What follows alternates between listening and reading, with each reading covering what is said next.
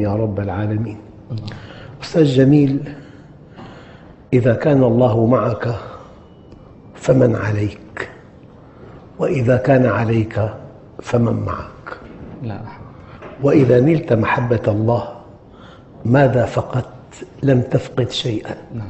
وإذا غابت عنك محبة الله ماذا وجدت؟ لم تجد شيئا.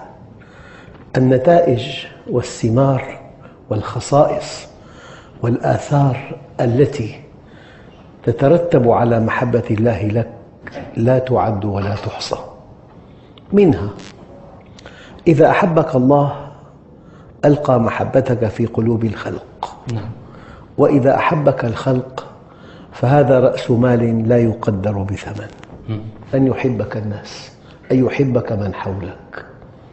إذا أحبك الله منحك الحكمة، ومن يؤتى الحكمة فقد أوتي خيرا كثيرا. الإنسان إذا أوتي الحكمة يسعد بدخل محدود، والذي لم يؤت الحكمة يشقى بدخل غير محدود. الإنسان إذا أوتي الحكمة يسعد بزوجة من الدرجة العاشرة، والذي لم يؤت الحكمة يشقى بزوجة من الدرجة الأولى. الإنسان إذا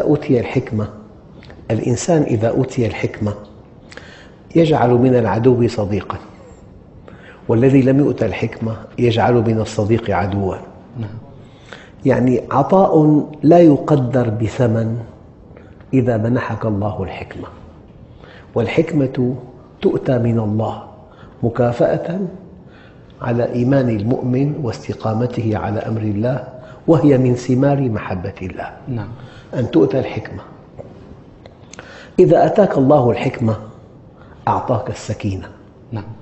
السكينة حالة من الرضا، من السعادة، من التفاؤل، من القوة، من الثقة بالنفس، من سداد الرأي، من صحة الرؤية. هذه السكينة تسعد بها ولو فقدت كل شيء، وتشقى بفقدها ولو ملكت كل شيء. سعد بها أهل الكهف وهم بالكهف، وشقي بفقدها من كان في القصور. سعد بالسكينة سيدنا إبراهيم وهو في النار، يا نار كوني برداً وسلاماً على إبراهيم. هذه السكينة سعد بها سيدنا يونس وهو في بطن الحوت. هذه السكينة سعد بها النبي عليه الصلاة والسلام وهو في الغار. والإنسان قد يؤتى مالاً وفيراً وصحة وقوة وذكاء ولا يؤتى الحكمة، فهو أشقى الأشقياء. لذلك قيل إن الله يعطي الصحة والذكاء والمال والجمال للكثيرين من خلقه، ولكنه يعطي السكينة بقدر لأصفيائه المؤمنين.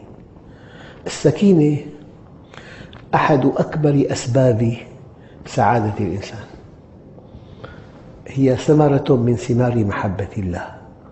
يعني إذا أحبك الله شيء لا يتصور، أن يحبك خالق السماوات والأرض الذي بيده كل شيء، الذي بيده من هم فوقك ومن هم تحتك ومن هم حولك، الذي بيده صحتك وأهلك وأولادك ومن يلوذ بك كلهم بيده، الذي بيده حياتك أو موتك ورزقك.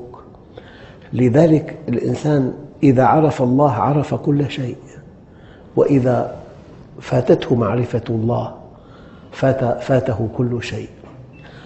من معاني محبة الله لك أن يلهمك الرضا. ترضى عن وجودك، وترضى عن وضعك، وترضى عن دخلك، وترضى عن أهلك وأولادك. الرضا أحد أسباب السعادة. فالمؤمن راضي. هم الأحبة إن جاروا وإن عدلوا، فليس لي عنهم معدل وإن عدلوا، والله وإن فتتوا في حبهم كبدي باق على حبهم راض بما فعلوا.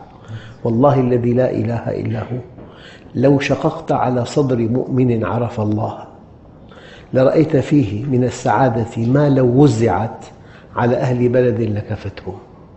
الله عز وجل يقول: إن الصلاة تنهى عن الفحشاء والمنكر ولذكر الله أكبر. قال علماء التفسير: ذكر الله أكبر ما في الصلاة، لكن بعضهم قال: ذكر الله لك وأنت في الصلاة أكبر من ذكرك له، إنك إن ذكرته أديت واجب العبودية، لكنه إن ذكرك منحك الرضا، منحك السكينة، منحك الحكمة، منحك نعمة عزت على معظم الناس، منحك نعمة الأمن. نعمة الأمن شيء لا يقدر بثمن. قد ينجو الإنسان من آلاف المصائب لكنه خائف، وأنت من خوف الفقر في فقر، وأنت من خوف المرض في مرض، وتوقع المصيبة مصيبة أكبر منها. الآن في عندنا أزمات قلبية سببها الخوف من أزمات القلب، تأتيه بأزمة. نعم، لذلك حينما ألف كتاب دع القلق وابدأ الحياة طبع منه 5 ملايين نسخة. هناك قلق في العالم سببه البعد عن الله، ألا بذكر الله تطمئن القلوب.